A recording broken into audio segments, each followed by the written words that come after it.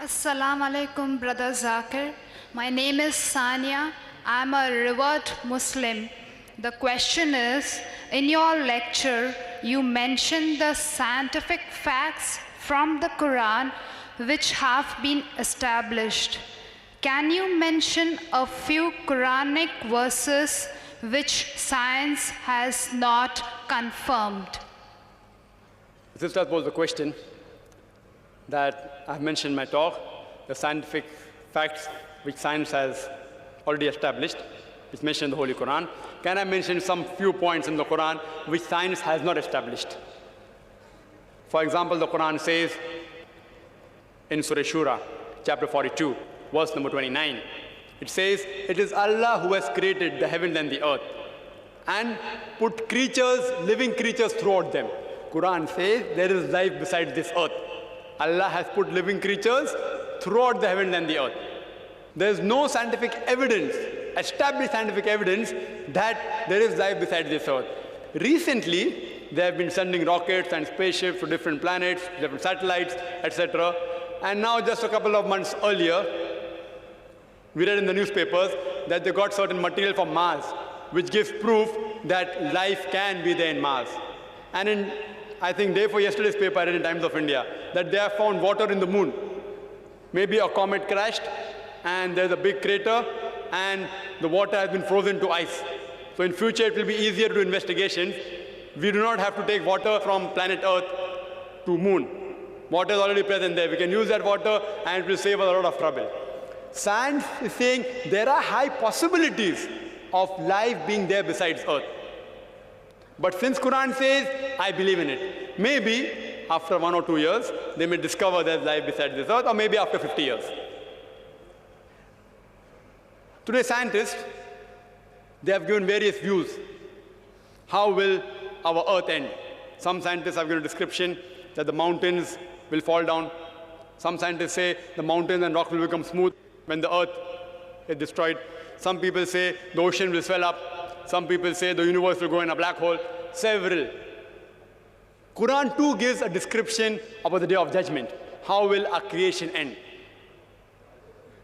Many of them match with the theories of science. Theories, not established facts. For example, the Quran says in Surah Ahqaf, chapter 46, verse number 3, "It is Allah who has created the heavens and the earth for a limited period of time," giving you an indication that this creation will be destroyed, and gives various signs in the Quran. For example, if you read Surah Qiyamah, chapter 75, verse number 8 and 9, it says that the moon will be buried in darkness. The sun and the moon will join together before our world ends.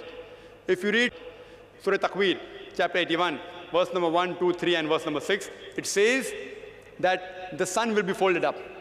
The stars will fall down. The ocean will swell up. The mountain will fall down in utter ruin.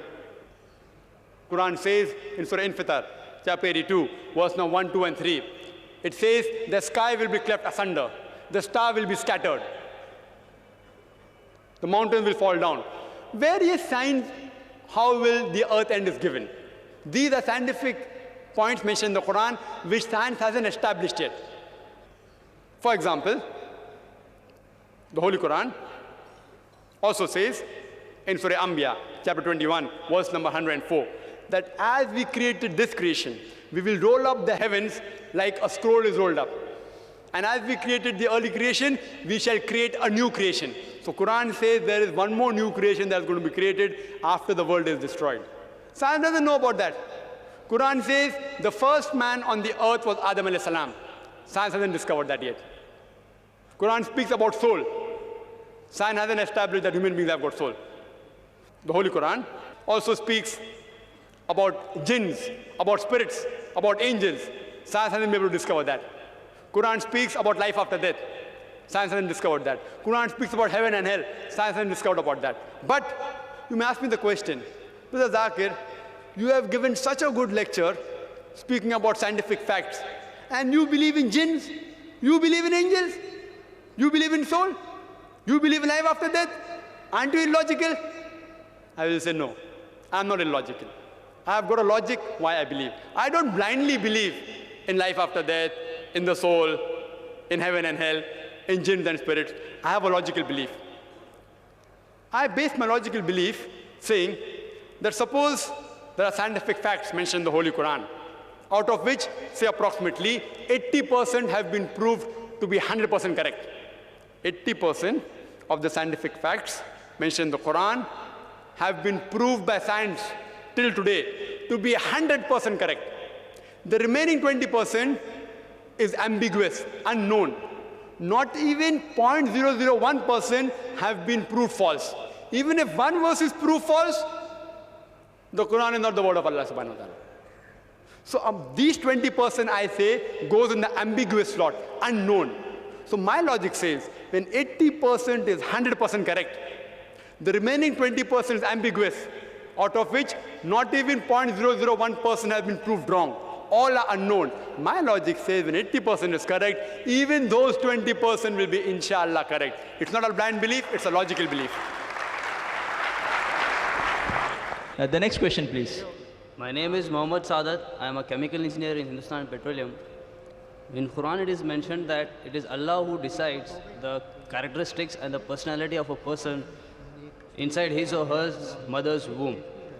In the field of genetics, this field has advanced so much that nowadays parents can tailor-make their children. If they want to have a very bright student, they can have it by just having that genetic code changed. Now, isn't this contradictory with Quran? The brother posed the question that today genetics field has advanced and it's possible that we can change the genetics of the child that is going to be born. Quran says that Allah is one who shapes, who forms, and I do agree with that. Quran says in several places. So does it not mean it's contradicting the Quran? No, brother, it is not. When it gives the statement, Quran says, without the power of Allah, it is not possible. Without the power of Allah, it is not possible at all.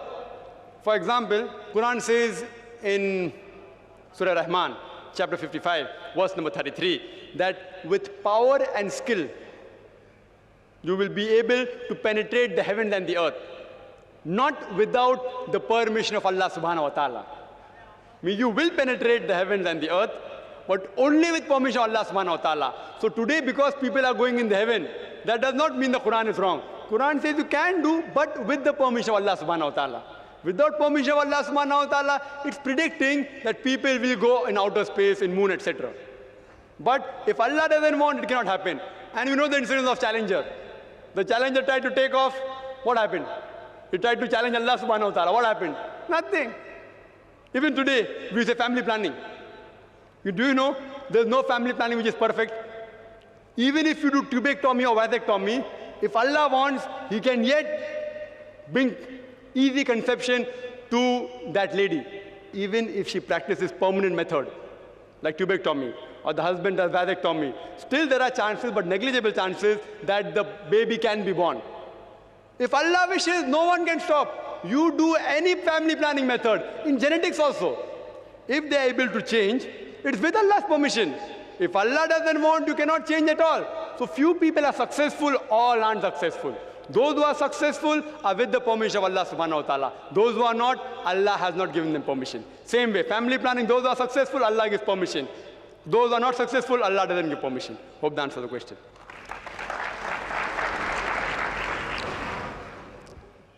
Assalamu alaikum, Zakir bhai.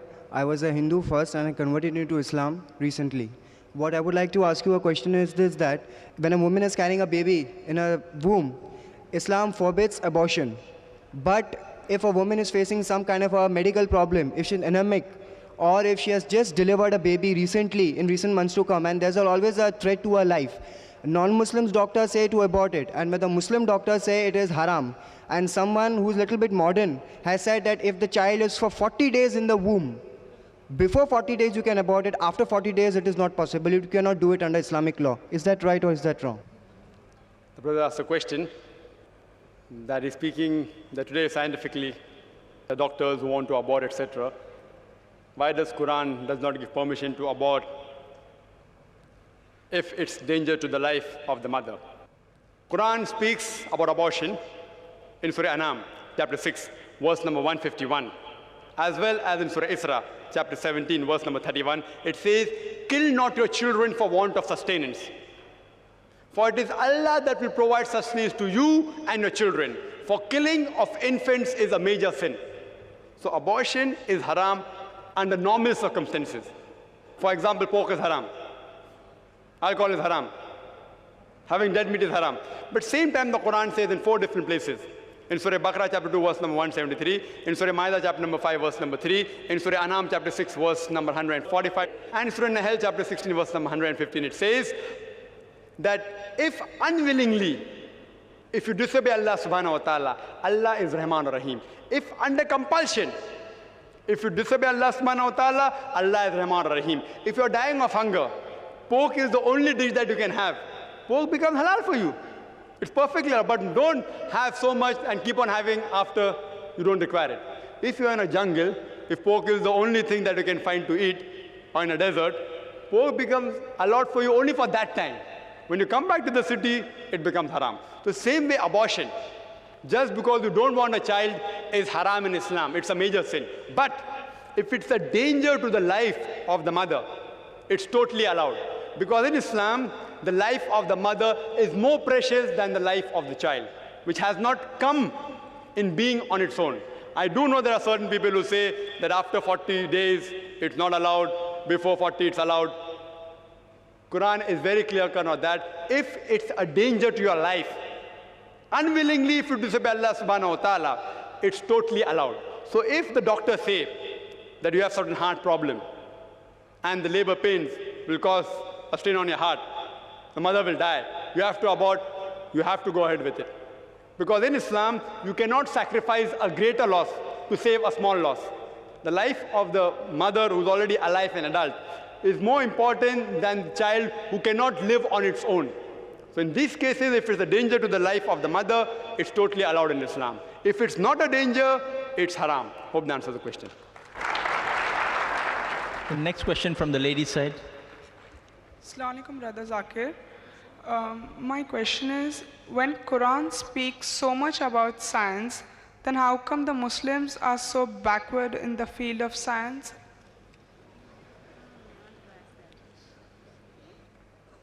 The sister posed the question that when Quran speaks so much about science, how come the Muslims are backward? Sister, I would mainly blame the media. The media today is in the hands of the Westerners, the Europeans. It's in their hand. They have the satellite, they have the television, they have the CNN, they have the BBC. It's in their hand. The media is in their hand. And whatever you read in your school books and books which we read in college, you'll read there that from 8th to the 12th century, it was the dark ages. Dark for whom? It was dark for the Europeans, not for the world. The Arabs and the Muslims were very much advanced from the 8th to the 12th century. They were very much advanced. The Europeans were backward. Because they were backward, they said it was dark ages for the world. It was not dark for the world, it was dark for the Europeans. With the limited instruments and technology what we had from 8th to 12th century, what discoveries the Muslim scientists made, it's unbelievable. Today, because science is advanced, we're making so many discoveries. There, with the amount of limited facility we had, the amount of discoveries Muslim scientists made, it's unbelievable. For example, I quoted in my talk that Ibn Nafis, he discovered the blood circulation. But in the medical books and the books we read in school, who discovered blood circulation? William Harvey. Everyone knows William Harvey. No one knows about Ibn Nafis. Ibn Nafis spoke about blood circulation 400 years before. The Europeans, they later on picked up the books of the Muslims and rehashed it and said, we discovered it. See, if you see the discovery that Muslims have made, for example, if you know Al-Idrisi, in 1154, he drew the first map of Mediterranean, the geography of the world, first. Mathematics. Muslims were far advanced in mathematics. We introduced the decimal points. Do you know what we call the digits 1, 2, 3? It's called as Arabic numerals. The other ones are called as Roman numerals. Why it's called Arabic numerals? Because the Arabs were the one who discovered it. The decimal point are the Arabic numerals. The person who first proved the Pythagorean theorem, he was Al-Tusi. We know about the Pythagorean theorem, but we don't know about Al-Tusi. He said that the square of the hypotenuse was equal to the sum of the opposite two sides of the triangle. Al-Biruni, he was an authority in trigonometry. All these people, they were experts. If you know of Al-Kindi, Al-Kindi, he was a philosopher, a mathematician, an astronomer. When great scientists like Galileo, Newton, etc., they said that all physical laws were absolute, he said that all physical laws are relative. And today we know the theory of relativity is proved by Albert Einstein. No one knows about Al-Kindi. He was the person who basically gave the idea of theory of relativity. Later on, he did more research and talked about theory of relativity. Who knows about the three brothers, Muhammad, Shakir, and Hassan? Who know about them? They told the surface area of the earth from an angle at the Red Sea when people thought the world was flat. Chemistry. The Muslims are far advanced in chemistry. Ibn Hayyan, Jabir ibn Hayyan, they have Latinized the word Geber. So when we read in our textbook Geber, we think it's an European. It's a Muslim. Jabir ibn Hayyan. We know Geber, we don't know who's Jabir. He's the person who distilled alcohol. Alcohol comes from the Arabic word al-ghul, meaning ghost, evil spirit. Alkali is the Arabic word. He wrote 2,000 different pages only on chemistry. Muhammad Zakir Naik, he was famous in medicine. He was authority on the field of smallpox and measles. He was the first person who used mercury ointment. He wrote books on children's disease. There are several Muslim scientists. Ali ibn Abbas, he wrote 20 volumes on medicine. Ali ibn Sina, known as Avicenna. Avicenna, it doesn't sound Muslim. Ali ibn Sina, Muslim. Avicenna, not Muslim. Who got the title of Aristotle of the East. He wrote the book Qanun, which was referred as a textbook of medicine till as late as 17th century. Who knows Ibn Zuhur? He was the person after Alexander who did research on parasitology. He described the H. mite, the pericarditis, he described the otitis media, he did tracheostomy. Several medical doctors, Al-Zaharwi.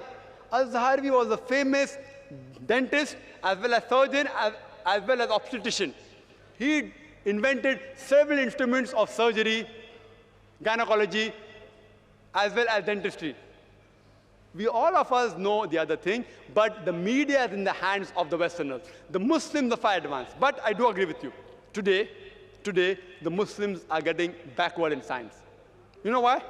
The Europeans are being advanced. You know why? The Muslims are becoming backward because we are going away from the Holy Qur'an. We are going away from the religion. And do you know why the Europeans are getting advanced? They too are going away from the religion. The Europeans are also getting advanced because they are going away from the religion. The Muslims, we are going backward because they are going away from religion. I would request the Muslim brothers and sisters out here, as well as non-Muslims, they are people reading the Quran. Why don't we read the Quran with understanding? Why don't we ponder over the verses? We have only kept the Quran kissing and giving on top, that's all. The Quran was not meant only to be kissed and kept on top. It should be implemented in your daily life.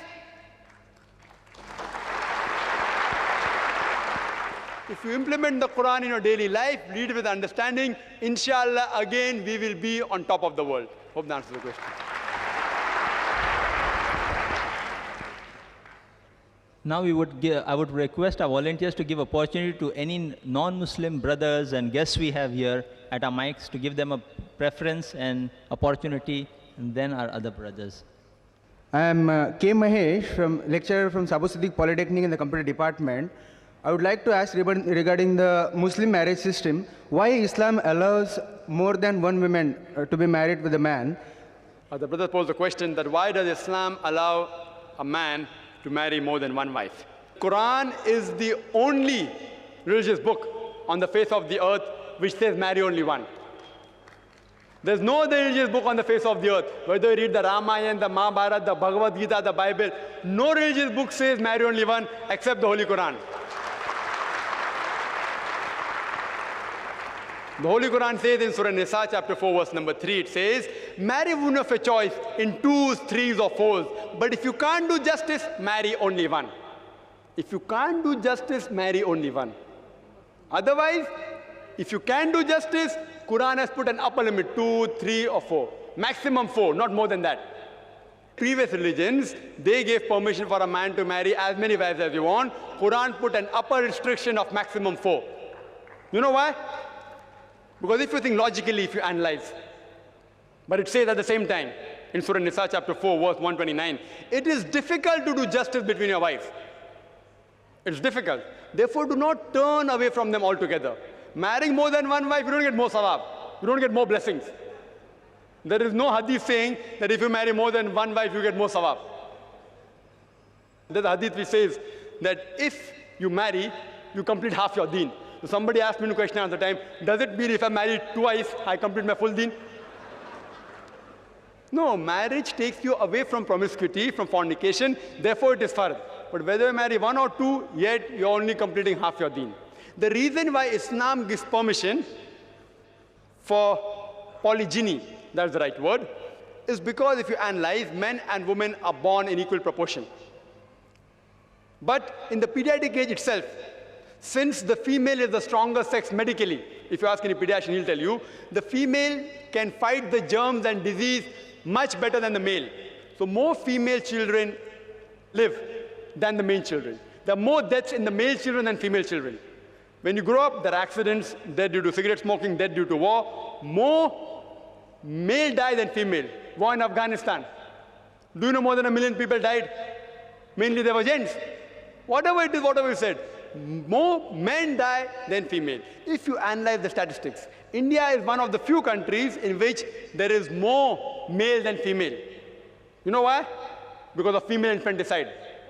Every day, 3,000 fetuses are being aborted when they identified that they are females. More than 1 million aborted every year in India on being identified they are female. That's the reason. Otherwise, if you see the statistics of America, there are more than 7.8 million females than males in America alone. In New York alone, there is 1 million female more than male. And out of the population of New York, 1/3 are gay, sodomite, Luth. There are more than 25 million gays in America. That means there are more than 30 million females who can't find husband in America alone. In UK alone, there are 4 million females more than male. In Germany alone, 5 million females more than male. In Russia alone, 7 million females more than male. And Allah subhanahu wa ta'ala alone knows there are how many million females more than males in this world. I am asking you a question that suppose my sister or your sister happens to live in America, and suppose everyone agrees with your philosophy that every man should marry one wife, and every man in America marries a woman, still there will be 7.8 million females, and plus, since the gays also don't get married, there will be more than 25 to 30 million females who can't find husbands. If my sister happens to be one of those unfortunate ladies who has not been married and the market is saturated, the only option remaining for my sister is to marry a man who already has a wife or become public property.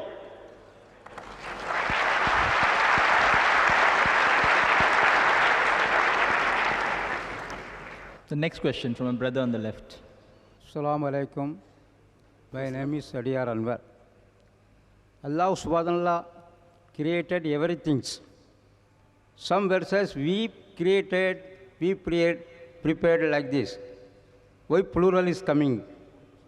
The brother posed the question that why has the word we used in the Quran for Allah subhanahu wa ta'ala? Is it more than one? Brother, we in Arabic, there are two types. One is we for plural, one is royal plural. Royal plural. Like for example, if you know the Rajiv Gandhi, how he used to speak, he used to say, hum dekhna chahte hai, hum. That hum was not plural, it was singular. It's a royal plural, it's called. The same way Allah subhanahu wa ta'ala, some places uses I, some places uses we. The we in Arabic does not indicate plurality. It means royal plural. Actually it is singular.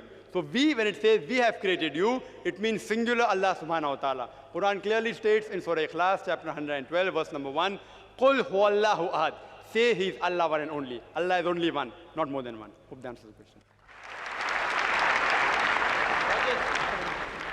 Assalamu alaikum, brothers and sisters. I would like to know whether organ transplant and organ donation are permitted in Islam. The sister posed a question that is organ transplantation or donation allowed in Islam or not? There's no verse in the Holy Qur'an directly saying that whether you should give or you should not give. It's silent on that issue. There were various conferences taking place by various ulama throughout the world, including in Malaysia, in Jeddah, in Riyadh, even here, on this issue where organ transplantation is allowed or not. By the consensus of the ulamas of the world, today they say that organ transplantation is allowed if you satisfy the three conditions. First is the organ that are going to give to the person. The person, if he receives the organ, his life will be saved. Only if his life is in danger, and then if he wants the organ, then it's allowed. Point number two, the person donating the organ, he should not do it for economical reasons, not for money. Not for getting 1 lakh rupees or 2 lakh rupees. Third is after the person donates the organ, it should not cause loss of his life. Today science tells that there are certain organs in the body, for example the kidney. One kidney is sufficient for a human being to survive and lead a normal life. The second is an additional. Suppose my mother, if she has both the kidney failure, and if I donate one kidney, surely Allah will not hold me responsible. So but natural, if it doesn't cause a loss to my life, I can't say I want to donate my heart. If my heart is taken out, I'll die. So I can't donate my heart. I can only donate those organs which will not cause loss to my life. And I should not do it for economical reasons, point number two. And third, it should save the life. This is the consensus of ulamas of the conference that took place in Malaysia, in Riyadh, in Jeddah, in India. In India, the ulamas were reluctant, but now if you ask the Fiqh Academy of India, even they say it should not be done. But if it is used to saving the life as a last resort, you can give your organ as a donation. Hope that answers the question.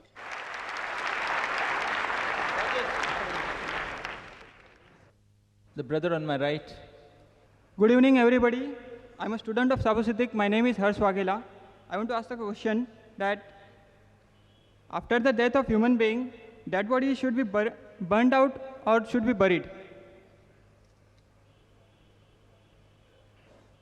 The brother posed the question that after a human being dies, should his body be burned or should it be buried?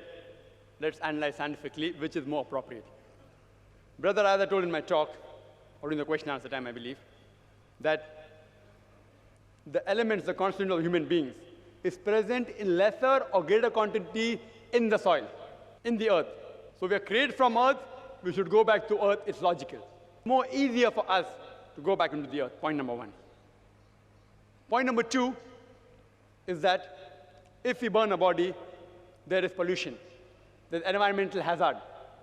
Environmental hazard is there. When you bury a body, there's no environmental hazard. In fact, the place where you bury, point number three, the ground and the surrounding ground becomes more fertile. Point number four, it is very cheap to bury. You don't require any money. Earth is freely available. There are graveyards. But to cremate, to burn, you require tons and tons of wood. Therefore, every year, if the statistics, our government goes in loss of millions of rupees because they're burning wood. Loss to environment, environmental problem, hazard, and plus waste of money. If you calculate the amount of people that are dying, amount of people who are burning, it's a loss of money, hazard to the environment. It's much more logical and scientific to bury the body than to burn. Hope that answers the question. I would, after the next two questions are over, I will allow some questions on slip. I'm told that some ladies would have written questions on slips. They would not like to ask on mic, or there are some other people also. So we'll allow some questions. The questions which have come on slip can be passed on to me after the question. And unless if there is some brother who's a non-Muslim, I have told them they have not had enough opportunity, so that we will make an exception to that. They can ask on the mic. Otherwise, I read questions from the slip after the next two questions are over. Assalamu alaikum. My name is Khalid and I am a student. It's mentioned in Quran that sun and other planets revolve and rotate in a fixed orbit. And at the other place, relating to the doomsday, it's mentioned that earth will collide with sun in somewhat a spiral form. When revolution and rotation can, then the phenomenon of collision takes place, how is it possible? The brother posed the question that it says that the sun and the earth rotate, and some places it says sun and the earth will collide. Some places it says that. But as I told you, there are certain statements in the Quran talking about the signs of the day of judgment. And I myself quoted in Surah Qiyamah, chapter 75, verse number 8 and 9, that the sun and the moon will join together. When? On the day of judgment, not today. It's giving you signs of day of judgment. It's not telling you that today it will happen. The name of the surah is Surah Qiyamah, day of resurrection, and gives various signs that the moon will be buried in darkness, the stars will fall down, the ocean will swell up, etc. These are signs of the day of judgment. Has it happened? No. But before the world ends, it will surely happen. Hope that answers the question. Nowhere does the Quran say a normal circumstance will happen. One question I'll ask now on the slip, then on the mic, one on the slip, then on the mic. The question on the slip is, it is mentioned in one verse of the Quran that Allah is the Lord of the two east and two west. How can you explain this verse of the Quran scientifically? The question posed was that the Holy Quran mentions that Allah is the Lord of two east and two west. How can you explain scientifically? What the person is referring to is a verse in the Holy Quran from Surah Rahman, chapter number 55, verse number 17, which says, Rabbul Mashriqani wal Rabbul Maghribani, that Allah is the Lord of two east and two west. In Arabic, we have two types of plural. One is dual plural and one is plural more than two. Here, Rabbul Mashriqaini is dual plural, that Allah is the Lord of two east and Lord of two west. Let's see what science has to say about that. And we know that the sun rises from the east and it sets in the west. But science tells us today that the sun rises from the due east only on 2 days. Exact east. In the other times, if you notice, the point of rising of the sun keeps on varying. It rises exactly due east only on 2 days, the 2 days of equinox. All the other days, it either rises south or north of east. Similarly, it rises from one extreme of the east in the summer solstice and rises from the other extreme of the east in winter solstice. Similarly, the sun sets in due west only on 2 days of equinox. All the other days, it either sets south or north of due west. It sets in one extreme of west in the summer solstice and sets in the other extreme of west in the winter solstice. So when the Quran says that Allah subhanahu wa ta'ala is the Lord of two east and two west, it is referring to the two extreme points of east and two extreme points of west.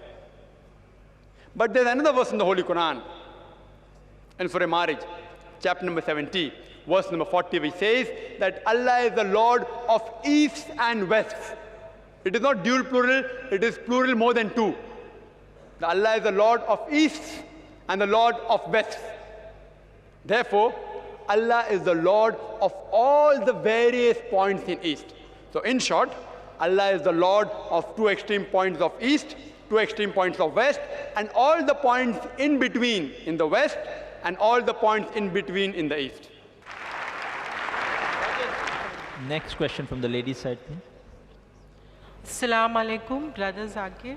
My name is Malika Muhammad Islam.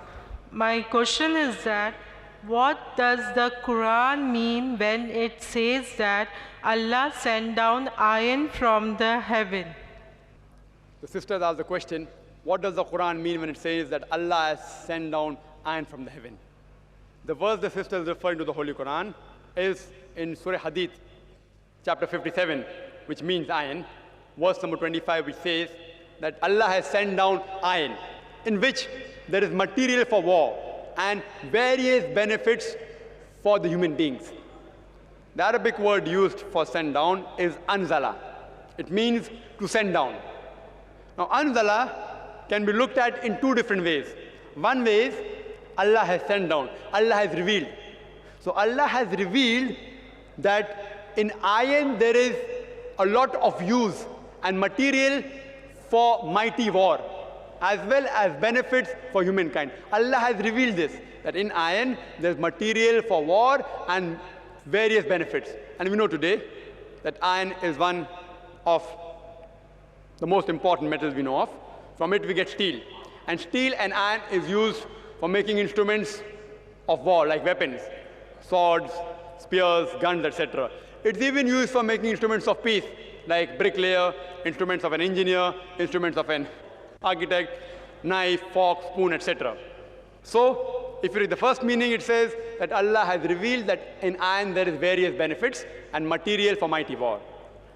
The other way, if you take literally, that iron has been sent down from heaven.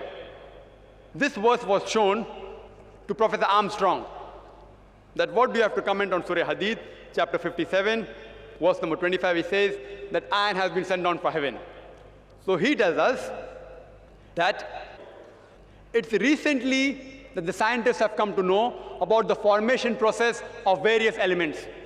And they say that the energy required to make one atom of iron, it's so enormous that the energy of the whole solar system is not sufficient.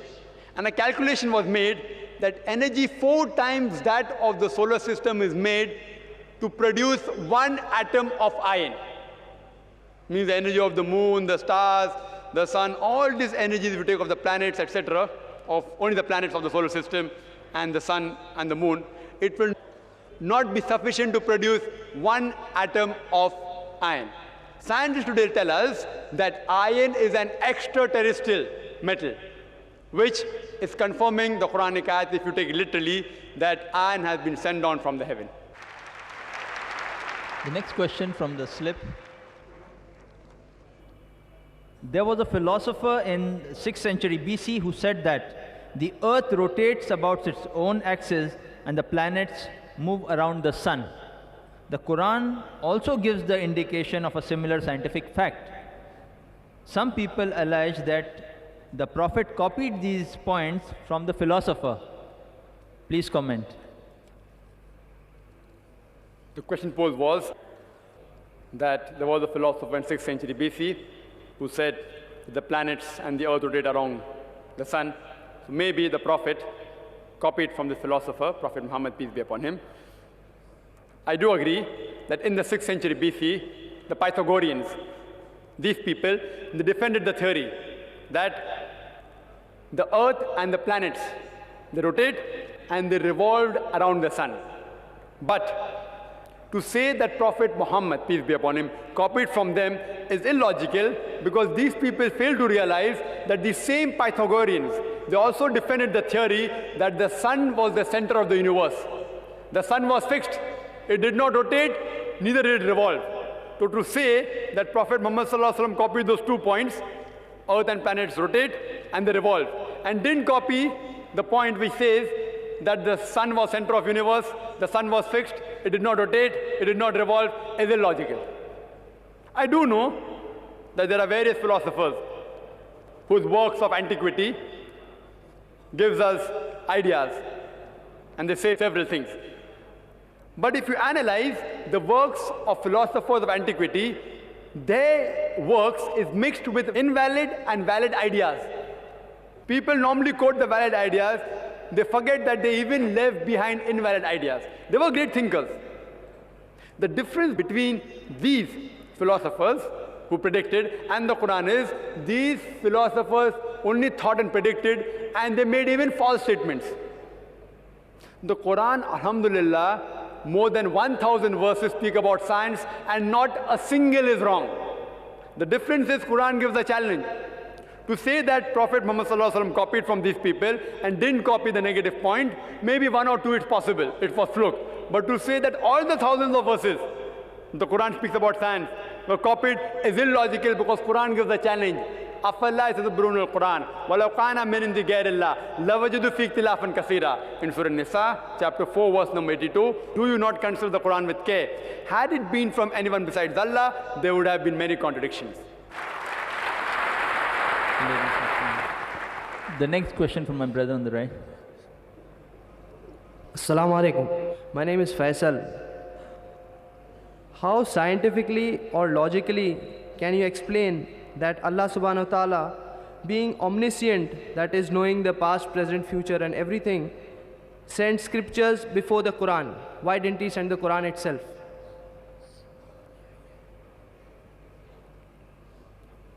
Brother has a question that why did Allah subhanahu wa ta'ala did not send Quran earlier? Why did he send the other revelations first and then the Quran? It's like you asking me that why didn't you first teach me medicine? Why I had to go to standard 1, standard 2, standard 3 and then do my medicine? You have to go in stage wise. All the previous revelations that came before the Quran, as I mentioned earlier, were sent only for those people and for a particular time period. The Holy Quran is sent for the whole of humankind, and its message is meant till eternity. Therefore, the previous revelations, they have not been preserved. Allah thought it right. He has divine knowledge. He knows when to send the final revelation. Not that he could not send earlier. Like the teacher knows how much to teach to a student. Should not go beyond the level. So Allah thought it fit that the humankind maybe had reached that level where I can reveal the final revelation. Allah knew that maybe previously the time was not right.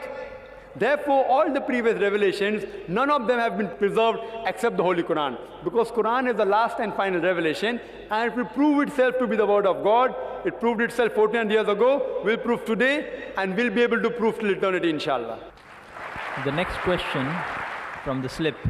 The Quran says that Allah has made the earth for you as a carpet. This gives an indication that earth is flat, which is contradictory with modern science.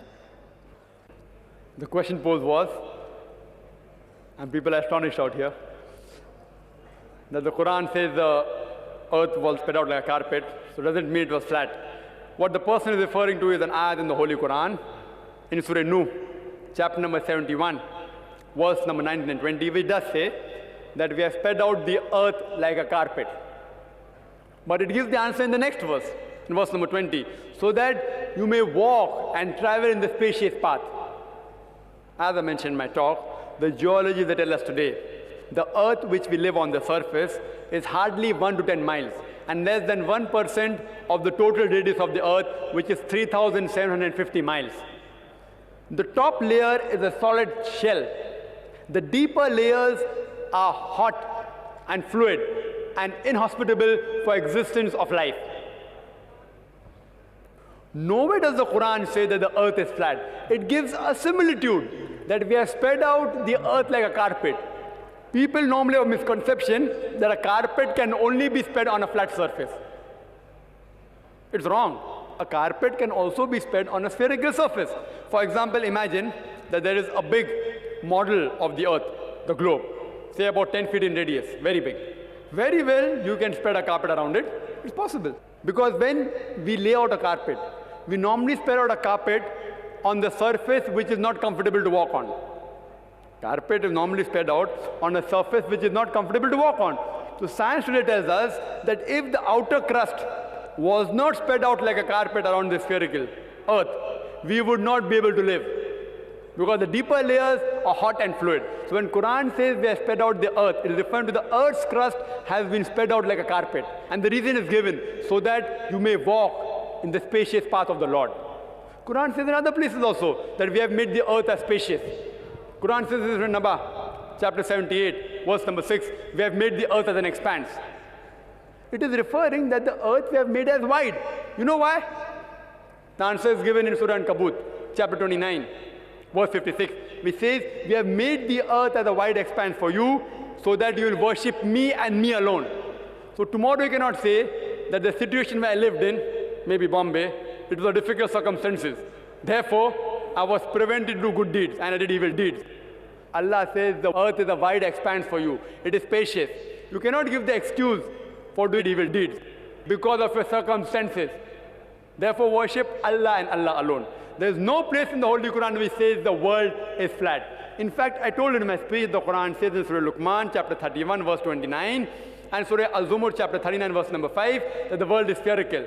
And specifically, in Surah Naziyah, chapter 79, verse number 30, wal arda ba'da zalika dahaha. We have made the earth thereafter egg-shaped, like an ostrich egg, which is exactly geospherical. Hope that answers the question. Next brother on my left. Assalamu alaikum. Rahmatullahi wa barakatuh. My name is Abdul Subhan. I am an accountant. It is mentioned in Quran that Allah Tabarak Ta'ala says, no one can say what is in the stomach of mother, male or female. But on the other hand, science says, or is proving male or female. So kindly give light on this question. The brother posed the question that the Quran says that no one besides Allah subhanahu wa ta'ala can mention what is the sex of the child in the mother's womb. And today science is advanced. We can come to know by ultrasonography, etc., the sex of the child. What the brother is referring to a verse in the Holy Quran from Surah Luqman, chapter 31, verse number 34, which says, only Allah has the knowledge of the hour, of when it is going to rain, what is in the womb of the mother, where will a person die, and what will he earn. The Quran says only Allah knows what is in the womb of the mother. It does not say what is the sex of the child in the mother's womb. Wa akhiru da'wana alhamdulillahi rabbil alameen.